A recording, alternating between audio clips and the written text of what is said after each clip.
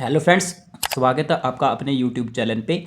आज की हम वीडियो में बात करेंगे कि गुणनखंड कैसे निकालें। हम आपको आज की वीडियो में बताएंगे कि गुणनखंड कैसे निकालते हैं। तो वीडियो के लास्ट तक बने रहना, तभी आपको पूरी जानकारी समझ आएगी कि गुणनखंड कैसे निकालते हैं। तो आई होप आप वीडियो के लास्ट तक बने रहेंगे। अगर आपने अभी तक हमारे चैनल को सब्सक्राइब नहीं किया है तो हमारे चैनल को सब्सक्राइब कर लो, ताकि आने वाली हर एक नई इन्फॉर्मेशन वीडियो मैथ की आप तक सबसे पहले पहुँचे। तो चलो शुरू करते हैं बिना किसी टाइम वेस्ट किए। तो गुणनखंड में देखोगे, सबसे पहले हमने 3 प्रश्न लिखे हुए हैं। वो तीनों ही प्रश्न अपने आप में डिफरेंट हैं। ठीक है, पहले क्वेश्चन से हम शुरुआत करते हैं कि पहले क्वेश्चन को हम कैसे सॉल्व करेंगे।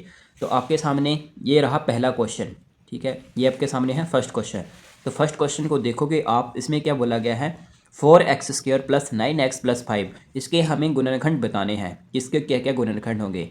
तो हम कैसे, सबसे पहले आपको स्टेप होना चाहिए कि जैसे ये जो फर्स्ट संख्या होती है, अगर इसके साथ में कुछ भी नंबर लगा हुआ है, जैसे इसके साथ 4 लगा हुआ, तो पहले वाले नंबर की लास्ट वाले नंबर के साथ मल्टीप्लाई करते हैं। फर्स्ट स्टेप आपका होना चाहिए कि मल्टीप्लाई करना है फर्स्ट नंबर में जो लिखा है लास्ट वाले नंबर के साथ। तो 5 और जो होते हैं 20, तो आपके सामने 20 जो है ये नंबर आया। ठीक है, मल्टीप्लाई करके। अब आपको दूसरा स्टेप क्या करना होता है कि आपको देखना होता है कि लास्ट वाली संख्या के साथ कौन सा चिन्ह है। तो लास्ट वाली संख्या के साथ देखोगे तो आपके पास है प्लस का चिन्ह। तो आप बोलोगे कि प्लस का चिन्ह है लास्ट वाली संख्या के साथ। तो आपको क्या करना होता है कि आपको इसके जो आपके पास से 20 नंबर आया मल्टीप्लाई करके, आपको ऐसे दो फैक्टर ढूंढने हैं, ऐसे दो नंबर ढूंढने हैं कि जिनका मल्टीप्लाई करने पर जो नंबर आए वो 20 आए और प्लस करने पर 9 बने। तो आपको ये बीच वाली संख्या लानी होती है प्लस करने पर, और मल्टीप्लाई करने पर ये जो आपने नंबर मल्टीप्लाई किया ये मल्टीप्लाई करने पर आना चाहिए, और उसी नंबर का ऐड करने पर प्लस का 9 आना चाहिए। क्योंकि यहाँ पे प्लस का साइन है तो हमने प्लस का 9 ढूंढना है। तो हम बोलेंगे कि 2 के टेबल में आता है 22 टाइम जो होते हैं 20, लेकिन जब हम इन्हें ऐड करेंगे तो आएगा 12। तो ये तो नहीं होगा। जैसे मान लेते हैं हमारे पास अब आएगा 3 के टेबल में नहीं आता, 4 के टेबल में आता है। 4 × 5, 4 × 5 होते हैं 20। तो हाँ, 4 5 जो होते हैं 25, और 4 को ऐड करेंगे तो आएगा 9। तो मतलब ये दो ऐसे नंबर हैं जिनका मल्टीप्लाई करने पर 20 भी बन रहा है और ऐड करने पर 9 भी बन रहा है।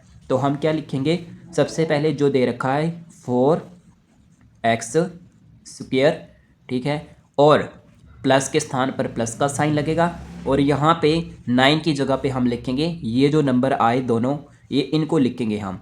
तो लिखेंगे सबसे पहले बड़ी संख्या 5x और प्लस 4x। अब आप बोलो कि x क्यों लगाया, क्योंकि 9 के साथ x का यूज़ हुआ है। तो हमने 5x + 4x यानी 9x की जगह हमने लिखा 5x + 4x। प्लस करेंगे तो 9x बनेगा और मल्टीप्लाई करेंगे तो 20 बनेगा। तो हमने ये दो नंबर हमने फाइंड आउट किए, और लास्ट में क्या दे रखा है, प्लस का 5। आई होप यहाँ तक आपको अच्छी तरह से समझ आ गया होगा कि मैंने कैसे लिखा। ठीक है, अब हम नेक्स्ट स्टेप होगा इन दोनों का कंपैरिजन करना, और इन दोनों का कंपैरिजन करना मतलब कंपैरिजन करने का बोलने का मतलब है इन दोनों में आपको क्या कॉमन दिख रहा है। कि आप बोलोगे कि यहाँ पे भाई x² है, यहाँ पे सिंगल x है, तो यहाँ पे एक x बाहर निकल जाएगा कॉमन, और ब्रैकेट के अंदर क्या बचेगा, यहाँ पे बचेगा 4x प्लस की जगह पे प्लस और 5 की जगह पे 5, क्योंकि x हमने एक कॉमन ले लिया तो हमारे पास 5 बचा, तो हमने ब्रैकेट बंद कर दी। तो हमारा पहला स्टेप कंप्लीट हो चुका कॉमन वाला। अब यहाँ पे प्लस का साइन है तो हम बाहर भी प्लस का साइन लगाएंगे। अब आपको एक बात ध्यान रखनी है कि आपको हर एक क्वेश्चन में यही बात ध्यान रखनी है कि जो इस वाली ब्रैकेट के अंदर आता है वही सेम दूसरी साइड आपको लिखना होता है। 4x + 5 हमारे पास आया था 4x + 5, तो हमने दूसरी वाली ब्रैकेट के अंदर भी 4x + 5 लिख दिया। ये आपको हमेशा बात ध्यान रखनी है। तो अब आपको इन दोनों में कॉमन देखना है। इन दोनों में कॉमन आपको कुछ नहीं दिख रहा होगा, लेकिन इनमें कॉमन है। क्योंकि जब आप इसका फैक्टराइजेशन करेंगे तो इसमें कि इसका भी फैक्टराइजेशन करेंगे तो इसमें 1 कॉमन है, क्योंकि इसमें 1 बाहर कॉमन निकलेगा। फैक्टराइजेशन का मतलब है जैसे आप 4 का फैक्टराइजेशन करेंगे, जैसे 4 का किया, एलसीएम निकालेंगे, 2 2 जा 4, 2 1 जा 2, 1 1 जा 1, ये आया। अब 5 का करेंगे तो 5 1 जा 5 और 1 1 जा 1, तो देखोगे 1 दोनों में कॉमन है, तो हमने 1 यहाँ पे ब्रैकेट के बाहर लिख दिया, क्योंकि यहाँ पे 1 कॉमन आएगा। आई होप यहाँ तक आपको अच्छी तरह से समझ आ गया होगा। ठीक है, अभी क्या करना होगा आपको, अभी जो ब्रैकेट के अंदर कॉमन है इसको 1 टाइम लिख लेना है, 4x + 5, ये अपने 1 टाइम लिखा। अभी आपको क्या करना होगा, जो ब्रैकेट के बाहर है उसको भी ब्रैकेट के अंदर लिख लेना है, x + 1। बस यही आपके गुणनखंड आ चुके हैं, यही आपका राइट आंसर है। अगर आपको x की वैल्यू बोलता है कि x की वैल्यू फाइंड आउट करो, तो x की वैल्यू कैसे निकालते हैं, यहाँ पे है 4x + 5 और हम बोलेंगे = 0 के बराबर है। तो हमें x की वैल्यू निकालनी है, ये प्लस का 5 है, यहाँ वहाँ पे जाएगा तो क्या आएगा -5। और जब हमें x की वैल्यू पूरी फाइंड आउट करनी है तो -5/4, ये मल्टीप्लाई में था, यह वहाँ जाके डिवाइड हो जाएगा। तो ये x की वैल्यू आ चुकी है। अगर आपको x की वैल्यू बोलता है निकालने के लिए, ये वैसे गुणनखंड आपका आंसर आ चुका है। लेकिन हम x की वैल्यू भी कई बार क्वेश्चन में बोला जाता है कि x की वैल्यू 2x की वैल्यू बताओ, इसमें 2x की वैल्यू आती है ना, एक x की वैल्यू दी है -5/4, लेकिन दूसरे वाले x की वैल्यू x + 1 है और = 0 है। तो हम क्या बोलेंगे, x यहाँ पे रहने देंगे और ये प्लस का 1 है और दूसरी साइड जाएगा माइनस का 1 हो जाएगा। तो x की क्या आ गई, 2 वैल्यू आ चुकी हैं। जब x की वैल्यू बोले तो ये आपके सामने दोनों राइट आंसर हो सकते हैं। और अगर आपको बोले कि गुणनखंड बताएं, तो ये आपके 2 गुणनखंड है, यहाँ तक का गुणनखंड है और यहाँ तक 2x की वैल्यू है। आई होप यहाँ तक आपको अच्छी तरह से समझ आ गया होगा कि मैंने कैसे किया और कैसे समझाया आपको क्वेश्चन को। अब हम चलते हैं दूसरे क्वेश्चन की तरफ, ताकि आपको अच्छी तरह से क्लियर हो सके। तो ये है सेकंड क्वेश्चन। तो सेकंड क्वेश्चन में आप ध्यान से देखोगे कि x² + 9x - 36, ये बोला गया है सेकंड क्वेश्चन में। तो आपको क्या करना होगा, मैंने क्या बोला था कि अगर यहाँ पे मल्टीप्लाई करते हैं फर्स्ट नंबर की लास्ट वाले नंबर के साथ, आप बोलोगे यहाँ पे कुछ नहीं है, लेकिन यहाँ पे कुछ नहीं है मतलब यहाँ पे 1 है।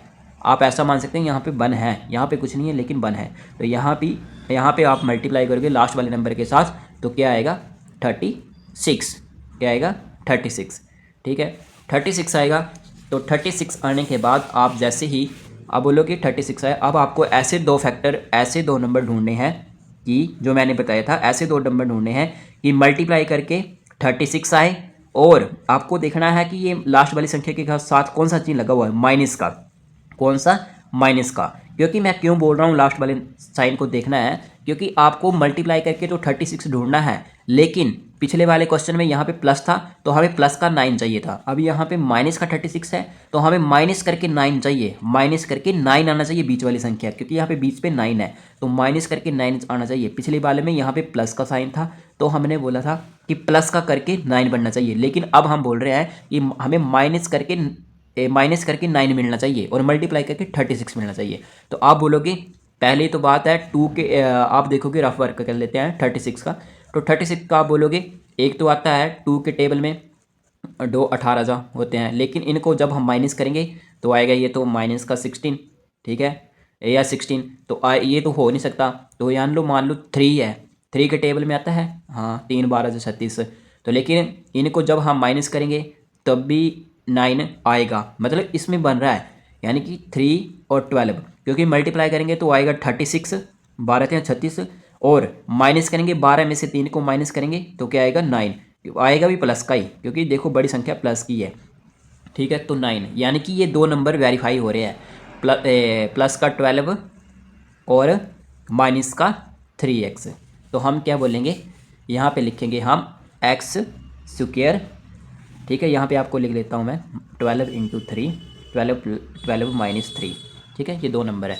तो x² प्लस का प्लस, और यहाँ पे 9x की जगह लिखेंगे हम 12x, क्योंकि हम 9 के साथ x का यूज होगा तो हम लिखेंगे 12x।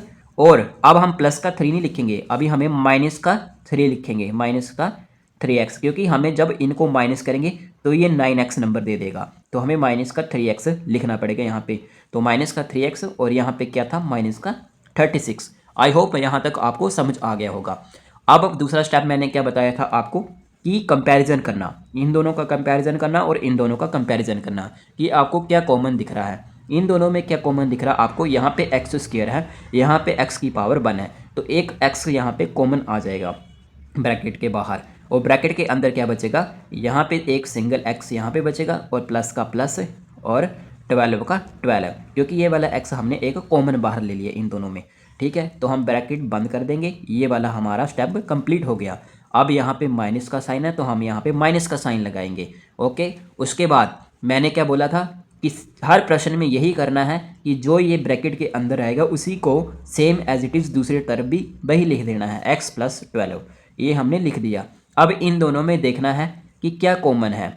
तो आप बोलोगे कि देखो इसका हम फैक्टराइजेशन करते हैं, 3 का करेंगे तो आएगा 3 × 1 = 3, 1 × 1 = 1। और अगर हम 36 का करते हैं, 36 का फैक्टराइजेशन करते हैं, 3 12 × 36, ठीक है, यानी कि 2 से कर लेते हैं पहले, 2 18 × 36 और 3 6 के 18, 3 दूने 6, 2 एकम 2। तो हमारे पास क्या आया, इसमें भी 3 है, इसमें भी 3 है, तो कॉमन क्या निकला, 3। कॉमन क्या निकला, 3। तो हम ब्रैकेट के बाहर लिखेंगे 3। हमारे पास कॉमन क्या आया, 3। तो आई होप यहाँ तक आपको समझ आ गया होगा। अभी मैंने लास्ट में क्या बताया था कि ये जो दोनों तरफ कॉमन है इसको 1 टाइम लिखना है, x + 12। हमने 1 टाइम लिख दिया।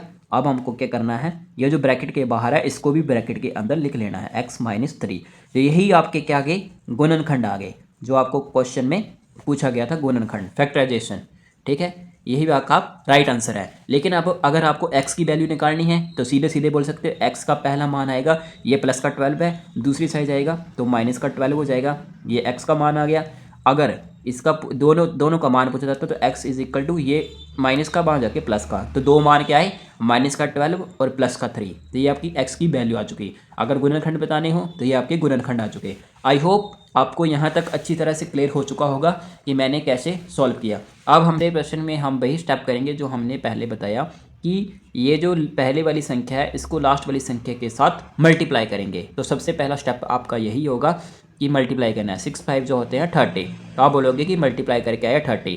अब आपको लास्ट वाले संख्या के साथ जो साइन लगा है आपको उसको फोकस करना है। यहाँ पे है माइनस, तो आपको ऐसे दो फैक्टर ढूंढने हैं कि मल्टीप्लाई करने पर 30 आए और माइनस करने पर 7 बने। बीच वाली संख्या लानी होती है लेकिन इस साइन के अकॉर्डिंग लानी होती है, तो माइनस करके 7 लाना पड़े हमें प्लस का। ठीक है, तो हमें ऐसी संख्या ढूंढनी है। तो आप बोलोगे, सबसे पहले आप देखोगे 2 के टेबल से, तो 2 के टेबल में 2 15 जो होते हैं 30, लेकिन जब हम इन्हें माइनस करेंगे, क्योंकि हमें माइनस के रूप में चाहिए तो माइनस करेंगे तो आएगा 13, तो 13 आएगा। तो हमारा हमको चाहिए प्लस का 7 है, तो हमारे पास 13 आ रहा है, तो ये नहीं होगा। तो हम नेक्स्ट ट्राई करेंगे, 3 से देखेंगे, तो 3 10 जो होते हैं 30। अब हम 10 को 3 से माइनस करेंगे तो क्या आएगा 7। तो ये नंबर हमारे पास प्रॉपर वेरीफाई कर रहा है। कौन कौन सा, यहाँ पे हम लिखेंगे सेम 6x² और प्लस 7x की जगह हम लिखेंगे बड़ी संख्या पहले, प्लस का 10x और माइनस का 3x, क्योंकि हमें माइनस करके 7x चाहिए। तो हम 10 में से अगर 3 को माइनस करेंगे तभी तो हमारे पास प्लस का 7x आएगा, 10x माइनस का 3x है। और यहाँ पे लास्ट में क्या दे रखा है, माइनस का 5। ओके, हमारा दूसरा स्टेप क्या था कि कंपैरिजन करना, इन दोनों का कंपैरिजन करना और इन दोनों का कंपैरिजन करना कि क्या कॉमन दिख रहा है आपको। ठीक है, तो आप बोलोगे इस क्वेश्चन में देखो यहाँ पे x² है, यहाँ पे सिंगल x है, तो एक x तो कॉमन यहाँ पे दिख रहा है। लेकिन आप यहाँ पे ब्रैकेट लगा के सीधे अंदर में लिखने लगना, क्योंकि यहाँ पे 6 है और यहाँ पे 10 है। जब आप इसका फैक्टराइजेशन करेंगे, मोटा मोटा देखोगे आप, फैक्टराइजेशन मतलब जैसे 6 का और 10 का। ठीक है, तो 2 3 जो होते हैं 6 और 3 1 जा 3। ठीक है, और इसमें 2 5 जा 10 और 5 1 जा 5। इन दोनों में क्या कॉमन दिख रहा है, आप बोलोगे कि 2 से सेम नंबर को डिवाइड हो रहा है, तो 2 इसमें कॉमन दिख रहा है, तो यहाँ पे ब्रैकेट के बाहर 2 भी आएगा। ओके, यहाँ पे 2x कॉमन आ गया और अंदर क्या बचा, यहाँ पे बचा 2 से हम 6 को डिवाइड करेंगे तो आएगा 3। कितना आएगा 3 और एक x अंदर।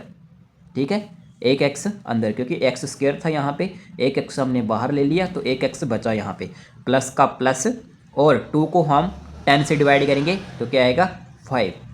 ये आपके सामने इस प्रकार से यहाँ पे x कॉमन बाहर आ चुका है। तो इस प्रकार से ये नंबर बनेगा। आपको बस यही समझने की जरूरत है कि आपको फैक्टराइजेशन करके देख लेना है कि इनमें क्या कॉमन निकल रहा है। जैसे 2 इनमें कॉमन निकला है, तो यहाँ पे नहीं जैसे आपने 2 कॉमन निकाल दिया तो यहाँ पे 6x पूरा लिख दोगे, क्योंकि 2 कॉमन निकला तो आप डिवाइड करके देखोगे कि ये कितनी टाइम में कट रहा है। तो 2 3 या 6, जब ऐसे पूरा ब्रैकेट को दोबारा सॉल्व करोगे ना, जैसे 3 2 जो होता है 6, तो यहाँ पे 6 बन जाएगा, x इंटू एक्स स्क्वायर, तो सेम नंबर बन जाएगा। तो बस आपको यही बात ध्यान रखनी है।